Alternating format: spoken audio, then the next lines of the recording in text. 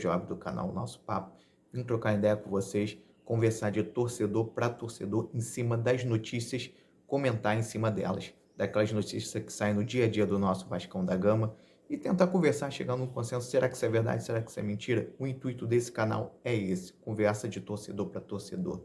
Então, de antemão, gente, já vamos conversar falando sobre uma notícia que me preocupa um pouco, sobre a venda da SAF do Vasco. Né? De acordo com os noticiários que saíram por aí, o Pedrinho vai jogar isso para o ano que vem. Eu até entendo, eu já imaginava essa situação, mas por um lado me deixa preocupado, porque uma coisa é a gestão do Pedrinho e outra coisa é a gestão pós-Pedrinho. A gente não tem garantias que, após esses 3 anos de mandato, ele vá continuar como presidente do Vasco. Mas também é muito complicado pela experiência ruim que já tivemos em cima de uma SAF ruim. Mas eu creio que essa experiência ruim foi pelo fato de ainda ter vestígios daquela política antiga horrorosa que a gente tinha dentro do clube. Né? E o que me preocupa mais é a seguinte situação, gente. Eu acho que eu sou a favor da venda do futebol do Vasco, não sou contra, vou ser bem sincero com vocês. Claro que a gente tem que olhar com muito carinho para quem a gente vai vender.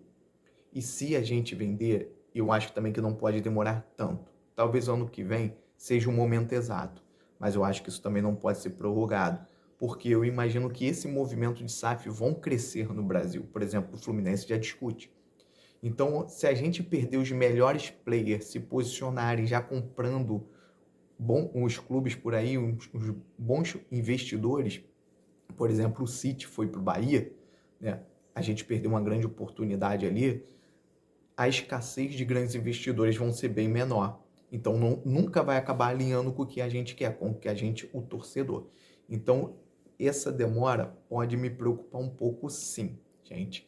Mas eu acho que ele sabe o que está fazendo, eu acho que deve ter algumas conversas, eu acho que deve ter alguma coisa assim alinhada para o ano que vem. Porque eu acho que o Pedrinho, pela expertise que ele está mostrando, os movimentos que ele está fazendo, não acredito que ele vai deixar os grandes players se posicionarem em outros clubes e só ficar o que resta para o Vasco.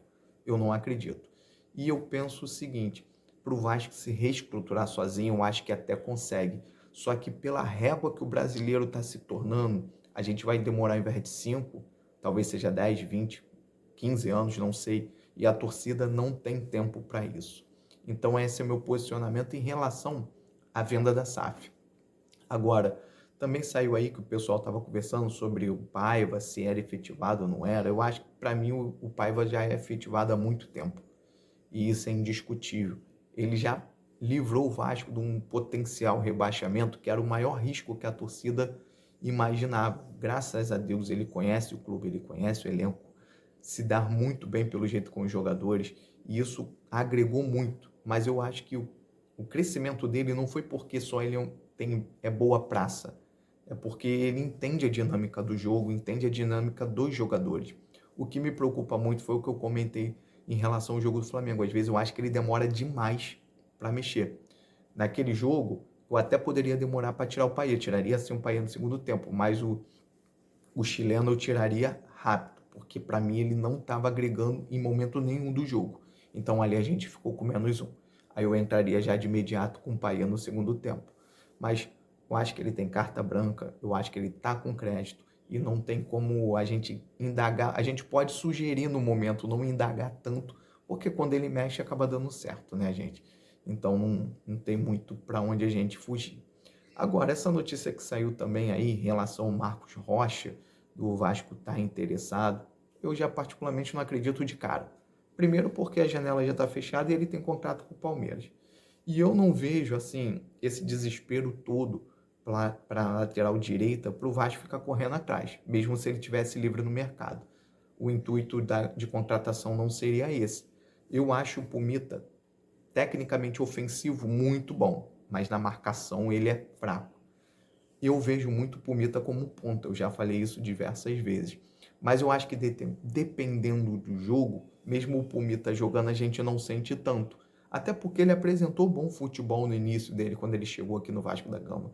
E eu acho que aos poucos ele está readquirindo, tanto é que ele teve bastante participações de gols desses últimos jogos que ele entrou, né? Então, eu acho que pura especulação, eu nem procuro falar muito sobre isso, ainda mais fora de janela de transferência. Isso não dá nem para a gente ficar comentando se seria ou não seria uma boa contratação, porque está na cara que não vai acontecer.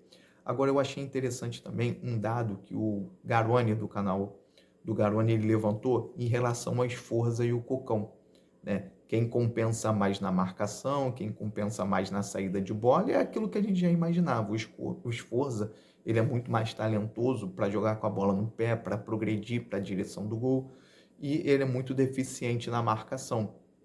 Ao contrário do Cocão. O Cocão ele é melhor eficiente na marcação e menos eficiente no ataque.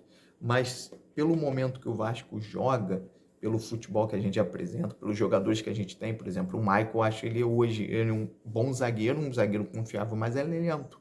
O pai ele não compete fisicamente para marcar o tempo inteiro. Eu até entendo, para mim meia é meia e sempre vai ser meia, né? A gente pode ter entrado do Felipe Coutinho junto com o pai, eu não sei. Então, acho que nessa situação de jogo, o Cocão, para mim, eu prefiro mais ele. Até porque eu acho que ele dá mais dinâmica ao meio campo do que o Sforza. Apesar do Sforza ganhar na assertividade de passe. Mas eu acho que pelo que a gente joga, pela tranquilidade de dar para os jogadores da frente, eu prefiro o Matheus Cocão. Apesar dele ter jogado mal alguns jogos, só não sei se seria o suficiente já para eu sacar ele, ou se era para sacar, talvez seja o momento dele voltar, porque querendo ou não a gente sofre um pouquinho mais de pressão quando o Sforza está jogando. Então é isso, galera. É esse o meu comentário que eu tenho para vocês. Pô, se ficaram até aqui, se inscreva no canal, ative o sininho, dê essa força se vascaíno, tá querendo chegar aos 500 inscritos, tá difícil, mas eu conto com a ajuda de vocês, né? Valeu, gente, tamo junto.